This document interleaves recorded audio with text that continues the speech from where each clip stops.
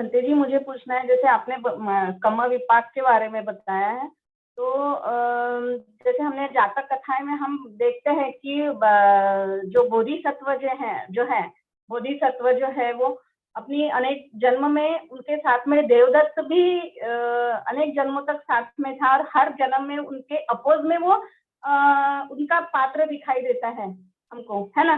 तो अभी फिर जब बुद्ध शासन में जब बोधिसत्व बुद्ध बने, सिद्धार्थ बुद्ध बने, तो तभी भी देवदत्त उनके साथ था, और उनके अपोज में ही उसने कार्य किया है। तो मुझे ये बताइए, तो भगवान बुद्ध की यानी कौन सा ऐसे अकुशल कर्म हुआ होगा जो अनेकों जन्मों से वो देवदत्त जो है उनके साथ साथ भी पीछा नहीं छूटा उनसे। देखिए, जो कई मैंने भाई देखा है लोगों को कि देवदत्त को लेके लोग गलत समझते हैं। दरअसल देवदत्त बहुत आवश्यक था। अगर देवदत्त नहीं होता तो बुद्ध के पारमिता पूरे कैसे होते।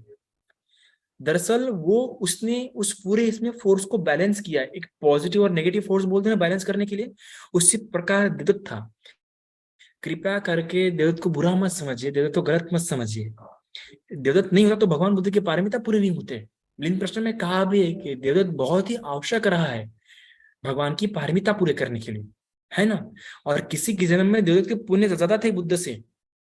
किसी किसी जन्म में देवदत्त अमीर कुल में पैदा हुआ है, किसी के जन्म में देवदत्त ने बुद्ध को हराया है। तो देवदत्त बुरा नहीं था, बल्कि वो आवश्यक था वहां पे। अगर देवदत्त नहीं होता तो बुद्ध पारमिता पूरी नहीं कर पाते, है ना। तो देवदत्त का कोई ऐसा कोई नहीं था, मुझे देवदत्त एक अवश्य था, एक पॉजिटिव नेगेटिव के रूप में। और आपको बता दें हम कि देवदत्त आने वाले समय में पच्चेक बुद्ध होने वाला है। उसने आखिरी समय में बुद्ध से माफी मांगी थी, ठीक है। आने वाले समय में पच्चेक बुद्ध होने वाला है। तो एक होता है, कोई ना कोई ईर्ष्या वाला होता है, तो उससे कोई अकुशल कर्म नहीं थे, पर वो कर्मों को बैलेंस करने के लिए वो हुआ है, ठीक है। Name of the book, how we can do maximum advertisement of this dhamma. देखिए, जो बुद्धिज्म की एडवर्टाइजमेंट है वो सबसे जो हो सकती है वो भिक्खु से ही हो सकती है। हमें कोशिश करना होगा कि हम भिक्खुओं को कैसे आगे कराएं, उनको पढ़ने के लिए कैसे प्रेरित करें। ये भिक्षु जितना शिक्षित होगा, जितना स्कॉलर होगा, उतना अच्छे से धर्म को लोगों को बता पाएंगे। जैसे आप देखिए आज हिंदू में सदगुरु है, कितना चल रहे हैं वो। सदगुरु के कारण आज हिंदुज्म फिर से रिफर्निश्ड हो रहा है। आज युद्ध भी हिंदुज्म को एक्सेप्ट कर रहा है, क्योंकि सदगुरु क्या कर रहा है, अपने नॉलेज के कारण, अपने एजुकेशन के थ्रू वो हिंदुज्म को एक नई डेफिनेशन प्रोवाइड कर रहा है। सदगुरु देखो आप, श्री श्री रविशंकर देखो, गुरु गुरु गोपाल दास देखो, ये जो हुए हैं, ये जो आज जो आप देखो हिंदू के जो गुरु है, जितने जो अच्छे वेल स्कॉलर्ड है, उनके कारण हिंदू धर्म का प्रचार प्रसार हो रहा है फॉरेन में भी।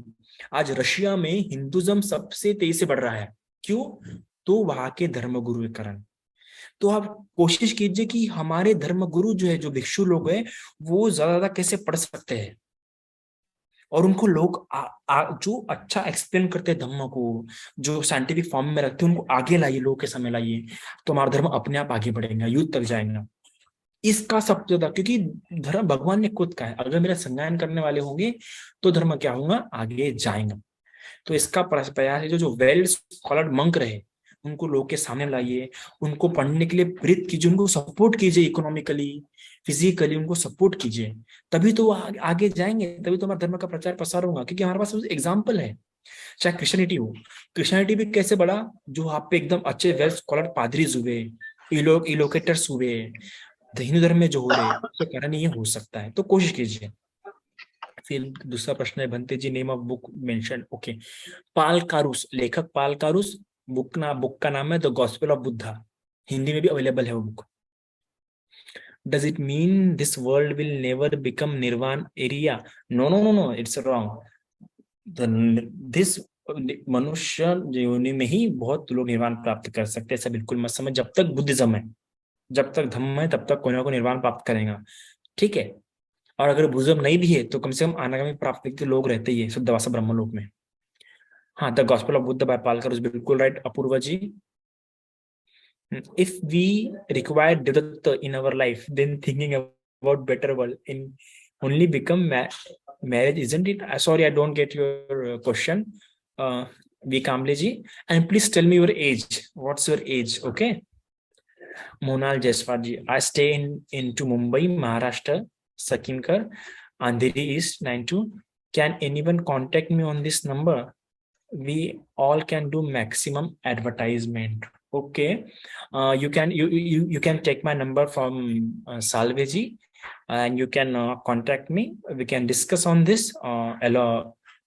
अच्छे से उस पर हम डिस्कस कर सकते हैं क्या करना है तो. ओके.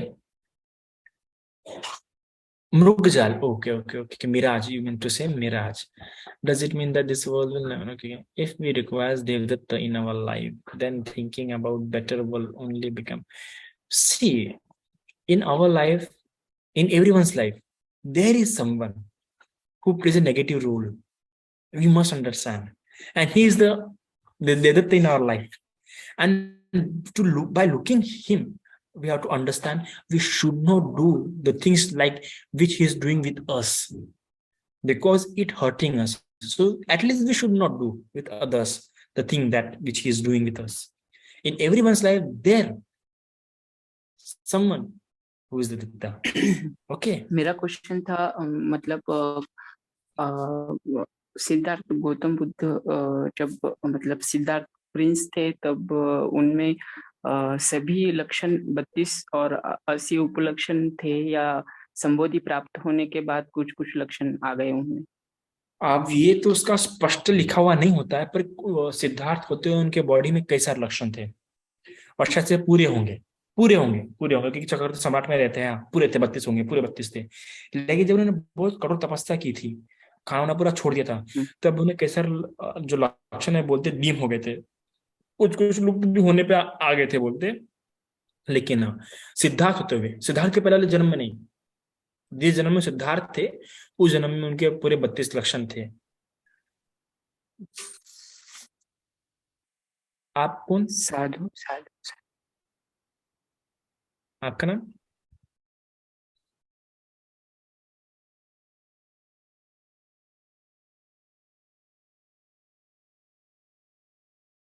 और कोई है सवाल? जी हाँ, मुझे और एक क्वेश्चन पूछना था. जी बिल्कुल. जो 32 लक्षण के बारे में हमने सुना है और बुद्ध एंड इस धम्मा ग्रंथ में भी है, लेकिन उस पर ज्यादा विश्वास नहीं करते लोग, क्योंकि बोलते वो जो ब्राह्मण जो कुछ बनते भिक्षु बने थे तो उन्होंने अपनी पहुंच कितनी ऊपर तक है, कितना ज्ञानी है, ये दिखाने के लिए वो 32 लक्षण के बारे में हमको पता है, इसे दिखाने के लिए लिखा है बुक में, ऐसे बोलते हैं. मतलब गौतम बुद्ध में कितने लक्षण थे वो हम पहचान पाए थे, हम बहुत ज्ञानी है ऐसा उन्होंने दिखाने के लिए, बुद्ध से भी हम ज्यादा ज्ञानी है हमको पता है, ये दिखाने के लिए उन्होंने वो अभी जो ग्रंथ है उसमें वो ऐड किया फिर से. ऐसा कुछ सच है? नहीं, उनकी बात में बिल्कुल मत जाइए, वो लोग मेरा दृष्टि में फंसे हुए हैं. ऐसा बिल्कुल भी नहीं होता है. कि देखिए समय समय पे संगायन हुआ है और संगायन होने के कारण ज्यादा मिक्सचर बिल्कुल नहीं हो सकता. समय समय पे संगायन हुआ है तो ऐसा ज्यादा मिक्सचर नहीं हो सकता. और जो बड़े बड़े भिक्षु थे, मोस्ट ऑफ इसमें अनंत लोगों द्वारा संगायन हुआ है, वो लोग ऐसा बिल्कुल नहीं कर सकते. तो उनकी मिथ्या दृष्टि, वो समझ नहीं पाए धर्म को. क्या सेलिब्रिटी रहते हुए धर्म का पालन करने से पुण्य प्राप्त होता है? बिल्कुल. आप सेलिब्रिटी हो, कुछ भी हो, आपकी चेतना तो शुद्ध है ना. आपकी चेतना दान करने की है, फिर शील पालन करने की है, पुण्य करने की है, तो कोई फर्क नहीं पड़ता. बस दिखावा नहीं होना चाहिए उसमें. दिखावे के लिए कर रहे होंगे, अहंकार तुष्टि के लिए कर रहे होंगे, तो उतना पुण्य नहीं मिलेगा. जितनी चेतना आप शुद्ध रहेंगे, जितनी चेतना आपकी साफ रहेंगी, वैसा आपका पुण्य रहेगा. फिर मतलब नहीं रहता कि आप सेलिब्रिटी है या आप ट्रांसजेंडर है या आप ह्यूमन है या जो भी है, इट डजंट मैटर. ठीक है. Is rebirth true? Yes, a rebirth is true, but the word is not true which used Mr. Dr. Sangeeta Vanjari ji. The rebirth is true, and if you were a doctor of a medical doctor, so then I'll like to discuss with you on this topic. Still in the biological sense, we can discuss on it, because consciously in the perspective of consciousness or the neuroscience, it's a possible, and there are so many researches ongoing on it, and still there are some books which have observed some of the experiences of some kids and some of the persons who had experienced the remembrance of their past life. Okay, so yeah, we can discuss on it separately, and I'd like to discuss because you're a doctor. The next question is, I mean, ब्रह्मचर्य का पालन, yes, why not? ब्रह्मचर्य का पालन हो सकता है, पर बड़ा डिफिकल्ट है। किस अगर आप मतलब इस ब्रह्मचर्य का पालन एक सेलिब्रिटी होते हुए हो सकता है ना, क्यों नहीं हो सकता है, पर डिफिकल्ट है ब्रह्मचर्य का पालन सेलिब्रिटी होते हुए, पर नामुमकिन नहीं। मिस्टिक मीन्स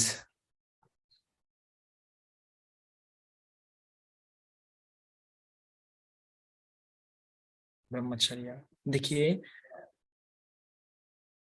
बहुत डिफिकल्ट है ब्रह्मचर्य। और कोई सवाल?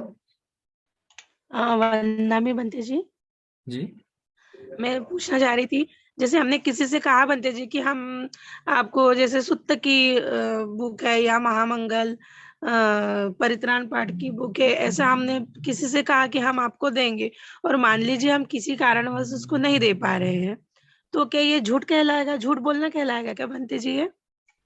ये आपका प्रमाद कहलाएगा। जी, आपका आप पे मार हावी है, ऐसा मतलब ऐसा कहा जाएगा कि आपको पुण्य कर्म करने से रोक रहा है। आपकी चेतना नहीं भी देने की। जी। हाँ, आपकी चेतना जब तक है देने की, जब तक आपने चेतना से पीछे नहीं हटते तब तक वो रहेगा। हाँ, अगर आपने डेट दी थी उसको, तारीख दी थी कि मैं इतने समय के अंदर दूंगा और नहीं दे रहे, तब झूठ साबित हो जाएगा प्रवचन जी। और उसके बाद अगर हम दे सकते तो उसका भी कर्म का फल मिलेगा बनते जी, या नहीं भी देंगे तो उस भी कर्म का फल बनता है। देखिए, आपका वजन झूठा गिर जाता है ना, तो कोशिश कीजिए क्षमा याचना मतलब माफी मांग लीजिए और दे दीजिए, या फिर बोल दीजिए मुझसे नहीं जमा, क्लियर कीजिए। किसी को आस पे मत रखिए, क्योंकि आप उसको आस पे रख रहे हैं तो इससे और मतलब बड़ी गलती हो जाती है। जी। कभी भी किसी को आस पे नहीं रखना, ठीक है? और डायरेक्टली बोल दीजिए कि मुझसे नहीं जमा भाई, तुम ले लो, है ना? तो ऐसा कीजिए। प्रमाद आलस्य। हाँ, बोलिए। मुझे पूछना था कि जैसे हम घर में वंदना करते हैं, तो वंदना के स्टार्टिंग में हम तो घर में रहते हैं, हमारे सामने भंते जी नहीं रहते हैं, तो कभी भी हम शुरुआत में हम क्षमा याचना कर सकते हैं क्या? क्षमा याचना कर सकते हैं, शील याचना नहीं कर सकते। हाँ, ओके। क्षमा याचना नहीं करता। क्षमा याचना एटलीस्ट कैसा है कि चलो आप संघ को याद करके, हाँ संघ है क्योंकि संघ है ना वहां पे, नहीं तो बुद्ध को याद करके हाँ बुद्ध को कर रहा हूँ क्षमा याचना, ऐसे। पर शील की आशा नहीं कर सकते। बहु नहीं। हाँ, उपोषित अगर लेना है हमें, तभी उसी के भंते जी के सामने याचना करनी पड़ती है, या भंते जी अवेलेबल नहीं तो फिर उसमें हम देखिए उपोषित के समय कैसे कोशिश कीजिए कि किसी भंते के पास शील ले, है ना? कि कैसा है कि हम क्षमा याचना भी करते हैं ना, गलतियों की माफी मांगते हैं, तो अच्छा ऐसा नहीं जरूरी है, नहीं रहे तो भी चलता है, ठीक है? लेकिन कैसा है कि हम शील ले रहे हैं, अगर नहीं है तो ठीक है, पर कोशिश कीजिए कि बनते के पास से उस दिन शील लिया जाए, क्योंकि हम शील लेते हैं उसमें, इसलिए। बहु नहीं, नॉर्मल हाउस होल्डर के लिए। देखिए, अगर आप अपनी पत्नी के साथ ही संभोग करते हैं तो एक तरीके से वही ब्रह्मचर्या ही है, पर सीमा होनी चाहिए, उसकी भी एक दूरी होनी चाहिए। हम लोग जब सपोज पूरे दिन में कभी गलती से मतलब हो जाता है, उपोषित के दिन तो हम लोग फिर भी अवेयर रहते हैं, लेकिन बाकी के दिन कभी कभी गलती से हम लोग कभी ऐसे ही बोल देते हैं कुछ भी, किसी को, अपने घर के लोगों को ही मेनली बोलते हैं हम लोग कि तुम ऐसे ही हो, तुम ऐसे क्यों करते हो, तुम ऐसे क्यों नहीं करते हो, वगैरह वगैरह। तो थोड़ा सा हार्श स्पीच कभी हो जाता है। इन दैट केस, मतलब not to actually insult, but कभी कभी बिकॉज ऑफ पुरानी आदत तो उसको तोड़ने के लिए मतलब हमें रियलाइज भी होता है अभी वैसा है कि नहीं होता है रियलाइजेशन, बट उसको फिर से ये करने के लिए, मतलब उसका पाप या वो जो भी कम करने के लिए फिर से हम बुद्ध का नाम लेके मतलब रिपीट करके अपने मन में वो अधिष्ठान कर सकते हैं क्या कि वापस ये हमारे मुंह में से नहीं निकले ऐसा कुछ भी, तो आप उससे होता है क्या संकल्प कुछ improve? बिल्कुल बिल्कुल संकल्प कीजिए, करो संकल्प कीजिए, पर होंगी मिस्टेक फिर से, वो उनका उसका प्रभाव कम कम होते जाएगा। लेकिन जब भी मिस्टेक होती है तुरंत रिमाइंड हो रहा ना, वो बात सबसे इंपॉर्टेंट है, ये गलती हुई मुझसे। अगर ऐसा तुरंत रिमाइंड हो रहा है आपको, तो आप समझिए आप सही ट्रैक पे है। एक समय आएगा कि वो भी हो जाएगा आपका खत्म। दूसरी बात, माफी मांग लीजिए, ठीक है, और क्षमा याचना कीजिए।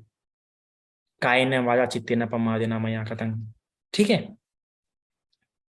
नहीं तो तो जब शील लेते हैं हम, है ना, शील वगैरह लेते हैं ना दूसरे दिन या किसी और दिन बनते से, तब जब हम बोलते हैं उकास बंदा में बनते सब्बंग अपराधम कमत में बनते, तो सब्बंग अपराधम के वक्त उस अपराध को याद कर लीजिए और मेरे अपराध के लिए क्षमा प्राप्ति हो, बस।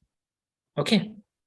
अच्छा, तो फिर वो मॉन्क के सामने बोलना है, not in front of the person जिसको हमने ऐसा बोला? इसको बोला तब तो उसको माफी मांगी आप, ओके। तब उसको माफी मांगी। और जब क्षमा याचना कर रहे हैं आप किसी मंक के सामने में या फिर बुद्ध के सामने में, तो वो गलती याद कर लीजिए, हाँ अब ये गलती नहीं करना है, इस गलती के लिए मैं माफी मांगता हूँ, ठीक है। अच्छा, थैंक यू। क्योंकि आधा तो एक का सवाल था कि क्या दूसरे जन्म में औरत से आपको, हाँ हाँ बिल्कुल बिल्कुल, औरत आदमी कभी बन सकते हैं, किसी भी जन्म में बन सकते हैं। आज इस जन्म में पुरुष हो तो अगले जन्म में औरत भी बन सकता हूँ मैं। मरते समय किसके प्रति मेरा आकर्षण है, जैसा जिसके प्रति आकर्षण रहेगा वैसा मैं अगले जन्म में बनूंगा। अगर मरते समय औरत की तरफ मेरा मन झुका है, अगले जन्म में औरत बनूंगा। मरते समय आदमी की तरफ मेरा मन झुका है, अगले जन्म में आदमी बनूंगा, ठीक है। क्योंकि आदि बनने से बुद्ध बन सकते हैं, इसलिए ये प्रश्न पूछा। बिल्कुल बिल्कुल, क्योंकि एक थे बुद्ध, वो एक जन्म में क्या थे, महिला थे। सॉरी, मतलब बुद्ध होने के बोल सकते, मतलब एक जन्म में महिला थे वो, और उनको बुद्ध बनने का संकल्प लेना था, तो फिर वो अगले इसमें पुरुष हुए और फिर जन्म में संकल्प लिया।